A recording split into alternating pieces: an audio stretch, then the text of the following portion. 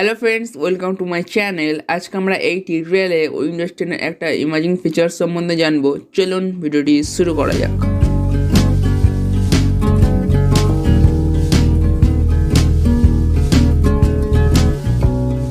আমরা উইন্ডোজ সাধারণত যে মোডটি ইউজ করি সেটা হলো উইন্ডো মোড, বা আরেকটা মোড আমরা ইউজ করতে হবে সেটা হলো ট্যাবলেট মোড। ট্যাবলেট মোড আমরা ম্যানুয়ালি ইউজ করি টাচ স্ক্রিন, ল্যাপটপ বা পিসিতে।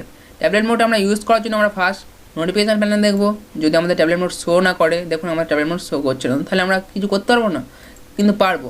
বা তার জন্য কী করবো, স্টার্ট মেনুতে ক্লিক করবো, সেটিংয়ে ক্লিক করবো, কারণ আমাদের যা সমস্ত সেটিং আমাদের সেটিংয়ে পাবো। সেটিংয়ে ক্লিক করার পরে দেখুন আমার ফার্স্ট অপশান সিস্টেম, এই সিস্টেমে ক্লিক করবো।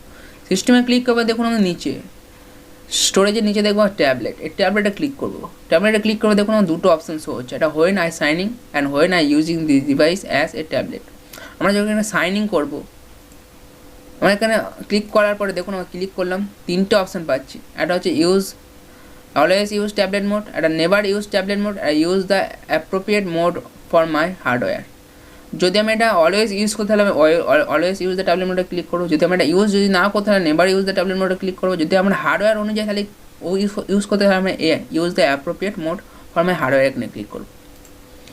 নেক্সট আমাদের when I using this device, আমরা যে ডিভাইস ইউজ করবো ট্যাবলেট মোড, এখানে ক্লিক করার পরে আমরা তিনটে অপশান পাবো। এটা do not switch tablet mode, যদি আমরা সুইচ না করতে ট্যাবলেট মোডে তাহলে আমরা এই ডু নট সুইচ ক্লিক করবো।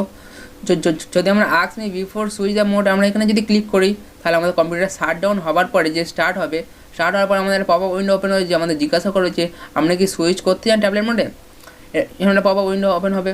নেক্সট আমাদের always switch the tablet mode, আমাদের অলওয়েজ সবসময় আমাদের ট্যাবলেট মোডে সুইচ থাকবে। নেক্সট আমাদের change additional setting tablet mode, আমরা এখানে ক্লিক করব। ক্লিক করার পর আমাদের এখানে tablet mode enable and disable করতে হবে। দেখুন আমি এটাকে এনাবেল করলাম।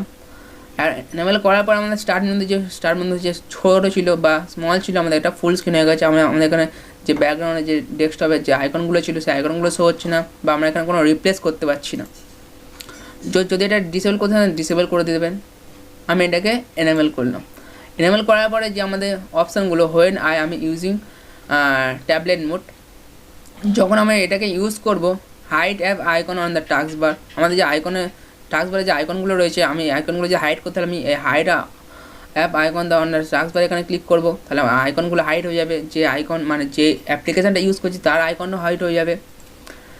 যদি আমি এই টাস্ক বারটাকে পুরো হাইড করতে হলে কী করবো, এই অটোমেটিকলি হাইড টাস্ক বার এখানে ক্লিক করবো, তাহলে আমার পুরো টাস্ক বারটি হাইড হয়ে যাবে। আমি এটাকে শো করার জন্য ফের এটা অফ করে নেবো। নিচে দেখবো when I am not using tablet mode, আমরা যখন এই ট্যাবলেট মোড ইউজ করবো না তখন আমরা কী করবো, make app icon on the task bar user to touch, আমাদের যে টাস্ক বারে যে আইকনগুলো রয়েছে তাহলে আমরা এইগুলো ইজি টাচ করতে পারবো। কারণ আমরা আগেই বলেছি যে আমরা এই টাচ স্ক্রিনে এই ট্যাবলেট মোড ইউজ করি, কারণ আমাদের মানে যে অ্যাপ্লিকেশানগুলো ওপেন করা আমরা ইজিভাবে ওপেন করতে পারবো। নেক্সট আমাদের show the search icon without search box, আমাদের এখানে দেখুন সার্চ অ্যাপ্লিকেশান বা আইকন ওপেন শো হচ্ছে, কিন্তু আমাদের সার্চ বক্স শো হচ্ছে না, আমরা এটাকে অন করে রেখেছি। Show the make button in file explorer user to touch, আমাদের যে ফাইল এক্সপ্লোরার রয়েছে আমরা এটা ইজি টাচ করতে পারবো। Show the touch keyboard when there not keyboard attach, আমাদের সঙ্গে যদি কিবোর্ড অ্যাটাচ না থাকে তাহলে আমাদের অটোমেটিকলি টাচ কিবোর্ড শো হবে। এইগুলো ছিল সেটিং ম্যানুয়ালি। যদি ট্যাবলেট মোড ইউজ করতে চান তাহলে এই ট্যাবলেট মোড ইউজ করতে পারবেন, যদি না ইউজ করতে তাহলে এটাকে অফ করে দেবেন। এই ভিডিও জন্য তো লাইক আশা করা যায়, ভিডিও লাইক করুন, কমেন্ট সেকশনে জানান যে ভিডিওটি কেমন হয়েছে। চ্যানেল নতুন হয় চ্যানেলকে সাবস্ক্রাইব করুন, কারণ আমি এইরকম টিপস আমি এই চ্যানেলে দিতেই থাকবো। সম্পূর্ণ ভিডিও দেখার জন্য অনেক অনেক ধন্যবাদ।